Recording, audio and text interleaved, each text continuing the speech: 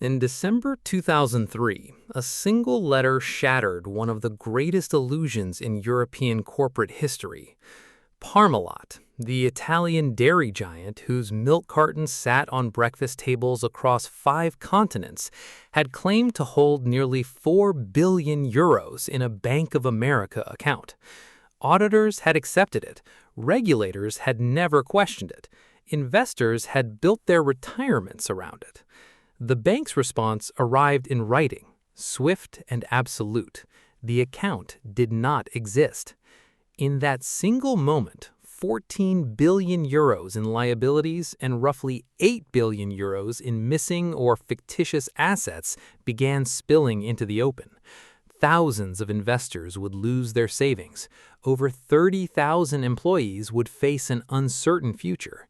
And the man at the center of it all, the founder who had built the empire with his own hands, would eventually face a courtroom.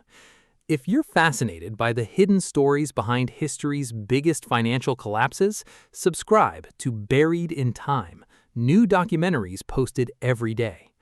Stay with us because the story of how this happened is not simply a story about money. It is a story about ambition, illusion, and the terrifying distance between appearance and reality. Parmalat was born in 1961 in the small city of Collecchio in the Emilia-Romagna region of northern Italy. Its founder, Callisto Tanzi, was just 22 years old when he inherited a modest food business from his family. Italy in the early 1960s was a country rebuilding itself, and Tanzi recognized something his competitors had not: that fresh milk, perishable and difficult to distribute, could be reinvented.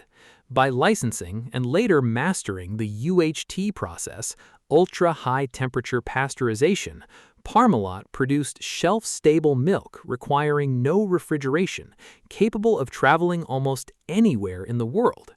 It was a genuine breakthrough, but the truth behind the empire was far darker than anyone imagined. Through the 1970s and 1980s, Parmalat expanded aggressively into Brazil, Argentina, Australia, South Africa, Canada, and across Eastern Europe. The company sponsored Formula One racing teams. It attached its name to football clubs. It placed itself at the center of Italian cultural life, projecting an image of solidity, tradition, and unstoppable prosperity. By the 1990s, Parmalat was processing millions of liters of milk per day and reporting revenues in the billions. Tanzi was celebrated as a self-made industrialist, a quiet, devout Catholic from the provinces who had built one of Italy's great corporate success stories. And that image was, in almost every important way, a fiction. As Parmalat expanded globally through the late 1980s and 1990s, many of its acquisitions performed poorly. Rather than acknowledge the losses, and rather than slow the expansion, Tanzi and a circle of senior executives made a decision that would prove catastrophic. They began manipulating the company's accounts on a massive scale, using a network of shell companies, fictitious intercompany transactions, and falsified documents to disguise losses and manufacture assets that did not exist. Money was moved between subsidiaries to create the illusion of healthy cash flow. Debts were hidden in offshore entities registered in the Cayman Islands. Bonds were sold to retail investors on the basis of financial statements that bore little relationship to the company's true condition. And the fictitious Bank of America account, maintained through forged documentation across multiple audit cycles, served as the cornerstone of the entire deception.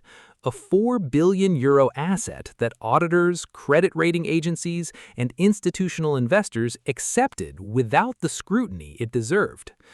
Before we continue, let us know in the comments whether you believe the banks and auditors who missed this were negligent or simply outmaneuvered by a deception designed to be invisible. For years, the system held. Parmalat continued to issue bonds. Banks continued to lend. The company's name carried enough weight and the documentation appeared credible enough that the questions that should have been asked were never asked. According to investigators who later reviewed the case, the financial world had failed at almost every level of oversight. What broke the illusion was time and the accumulated weight of the debt itself. By the early 2000s, Parmalat was carrying an impossible burden. Refinancing was becoming harder. In late 2003, Finance Director Fausto Tona, one of the key architects of the accounting scheme, resigned. Auditors began pressing for clearer documentation of the offshore assets. When verification of the Bank of America account produced a denial from the bank itself, there was nowhere left to hide. The Italian market regulator, Consob, launched an immediate investigation. Within days, it became clear that the collapse was total. On December 19, 2003, Parmalat filed for bankruptcy protection, the largest corporate failure in Italian history. Trading in shares and bonds was suspended. Thousands of ordinary Italian investors, many of them retirees who had placed their savings in Parmalat bonds, believing them to be safe, discovered their investments were effectively worthless. The biggest secret had not yet been fully revealed.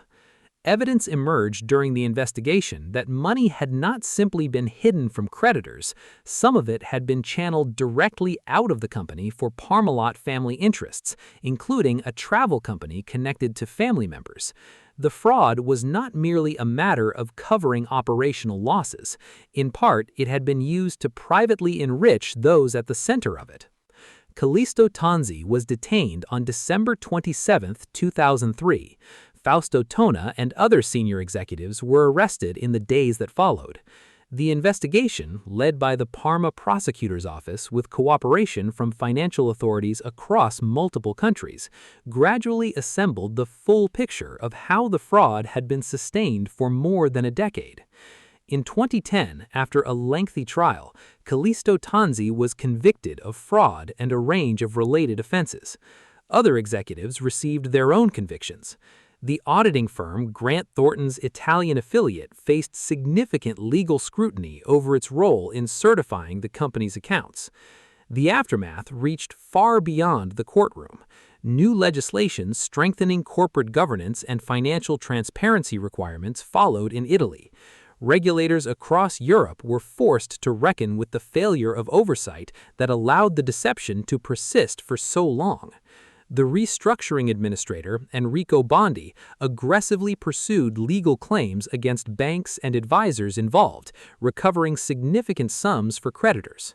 Parmalat itself survived, restructured through bankruptcy protection, and eventually acquired by the French dairy group Lactalis. The brand that had once been the pride of Emilia-Romagna endured, though it carries with it the memory of what its name once concealed. Callisto Tanzi had built something extraordinary. A company that began as a small regional business had genuinely become one of the most recognized food brands in the world. The UHT technology was real. The milk was real. The thousands of workers across decades were real. What was not real was the financial foundation on which the final chapter of the story was built. In the end, Parmalat fell not because the dairy business failed, but because the men running it chose deception over accountability and sustained that deception so long that when reality finally arrived, there was nothing left to stand on. The milk cartons are still on the shelves. The story behind them is one of the most extraordinary warnings in the history of modern finance. If you want more stories like this, buried scandals, corporate collapses, and the hidden truths behind history's biggest financial empires, subscribe to Buried in Time, new documentaries posted every day.